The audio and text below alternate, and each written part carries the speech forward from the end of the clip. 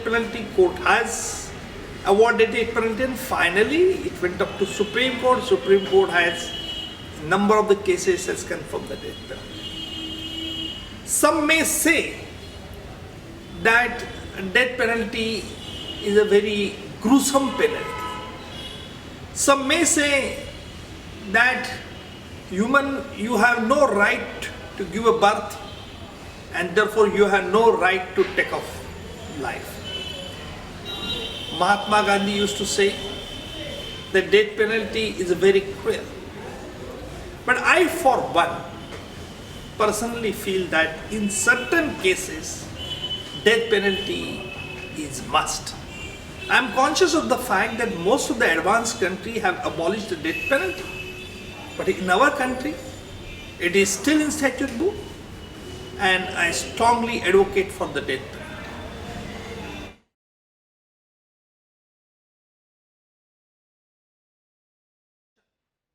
Whether the death penalty serves its purpose or not. Let me remind you the jurisprudence behind the purpose of punishment. Salmon, the father of the jurisprudence, has laid down 4 fundamental principles behind the punishment.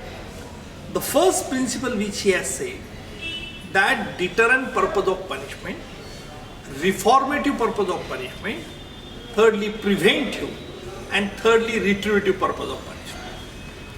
So far as deterrent, preventive and reformative purpose are concerned, it is the only accused who is concerned. But so far as retributive purpose of punishment, it is the society in general and the victim, his or her legal heirs are required to be considered. Death penalty, though it is a deterrent purpose of punishment, it serves dual purpose. Firstly, it is deterrent, and secondly, retributive. Deterrent to the very like-minded, to the very criminal, and also gives a strong message to the like-minded person that if you commit such heinous crime, then you have no other option but you have to go for the death penalty. Deterrent sentence also has a retributive, means it satisfies the society or his or her legal heirs of the victim that they get the justice. Some may say that taking a life of another person for the murder, it is also very illegal and that has not been accepted by modern society. Some may condemn, but I for one would say that if accused commits a very heinous crime, exceptional brutal, exceptional cruel, involving maximum depravity and diabolically conceived and cruelly executed, then the Supreme Court says death penalty should be awarded. Recently, in one judgment, the Supreme Court has also made an observation that the scope of rearrest of rare should be again narrowed down. I fail to understand to what extent you would like to narrow it down and what will be the criteria. So we have checks and counter checks before awarding before the execution of death penalty. But the precise question is as to whether really the death penalty serve the purposes. I must say it will serve the purpose if it is executed expeditiously. I won't say that it should be executed expeditiously. It means that the convict must be hanged immediately. But no. Once session court held that the accused deserves death penalty, then the further confirmation proceeding to the High Court and appeal to the Supreme Court and mercy petition to the President of India, that should be channelized in a time limit program. Unfortunately, what is happening in our country, once the convict has been awarded death penalty, 15 years, 20 years, he has to remain in jail without the execution, and ultimately the death sentence was committed to life imprisonment because there is inordinate delay. So I think this won't serve our purpose. Because after the period of 20 years, everybody forgets what crime he has committed. So the purpose of death penalty is not to punish the very criminal, but to give a to give a strong signal message to the like-minded persons in the society that if he'll commit and repeat such type of offences, then they will suffer the death penalty.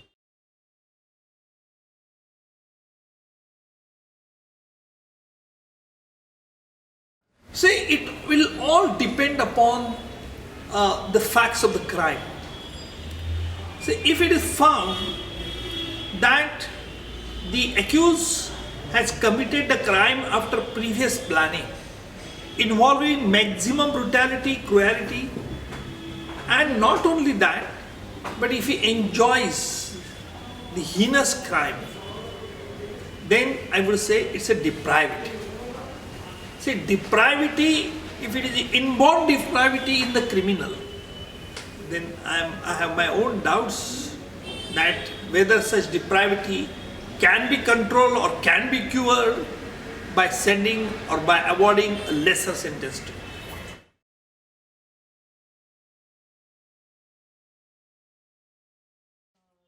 Ultimately, whether it is a case of a terror or whether it is a case of rape, I consider how accused has committed the crime. What prompted him to commit the crime? What was his motive behind the crime? And how he made himself preparation for committing the crime. These are the prime consideration in my mind before awarding the death penalty. I am aware that if any crime has been committed or if murder has been committed in the heat of the passion or the spur of the moment or with some previous enmity, then perhaps it would not be proper to send him to the gallows. But if accused commits a deliberate act, knowing full well the consequences of act, and if he enjoys the said act even during the commission of the crime or even after the commission of crime, then certainly it should be looked with the seriously. So far as rape offense is concerned, no doubt it remains a mental scar, permanent mental scar on the victim. No doubt her honor, chastity, her self-reputation, prestige, that is being disturbed and destroyed by the very criminal. But I won't say that only for committing the offense of rape he should be hanged. But if he commits a rape very frequently and that too gang rape, and if the victim is subjected to a very cruelty and torturing, then certainly one has to consider that whether severe punishment can be awarded. Death penalty is awarded only in exceptional cases. But so far as terrorist act is concerned, one has to see that terrorist commits an act by killing the innocent persons who had no way concern with the accused or the object of the accused. But even then, the defenseless, innocent persons are killed by these terrorists only because terrorists want to strike terror in the mind of the people. And perhaps that is the potential danger of the society.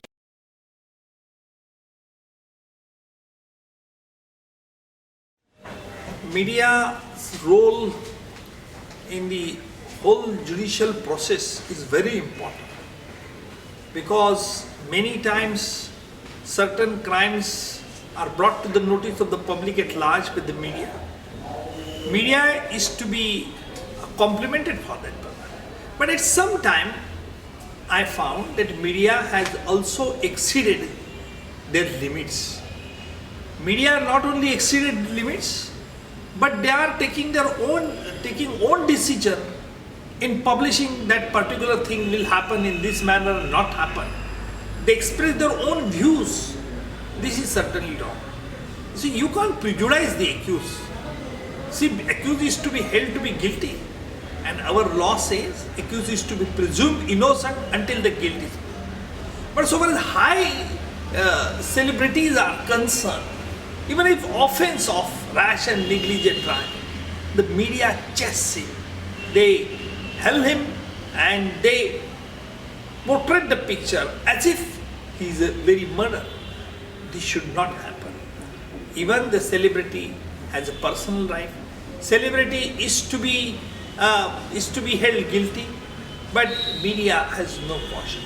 Media is worried only about their TRP and how their circulation is going to be increased. I think the media should have self-restraint, and unfortunately, we don't have such law which can control the media in unnecessarily targeting the very criminal or targeting the prosecuting agency.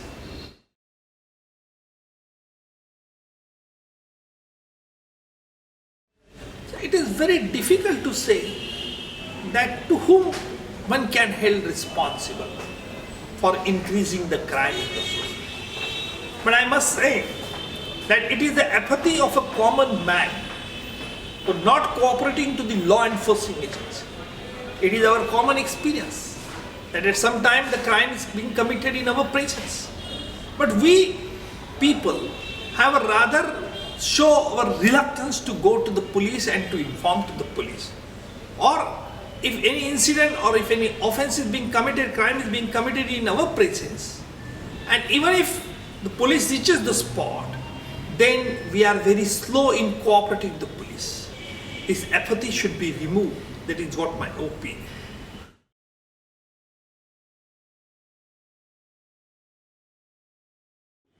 Yes, definitely. It is a right of an accused to place on the record on the point of the sentence as to why he deserves the minimum sentence, that is life imprisonment. Accused can say very well, and law gives an opportunity to place on the record that why the court should show mercy on him by awarding the lesser sentence, that is life imprisonment. If his accused past record is very unblemished, and if it was his first offense, an offense has been committed out of certain reasons, then he should disclose to the court as to under what circumstances he had committed the crime. Whether he was mentally not fit at that time, or whether he was excited, or whether he was angry to commit the crime or not. All these circumstances he can very well place before the court. That is the law provides him an opportunity to ventilate his all grievances so far as the death penalty is concerned.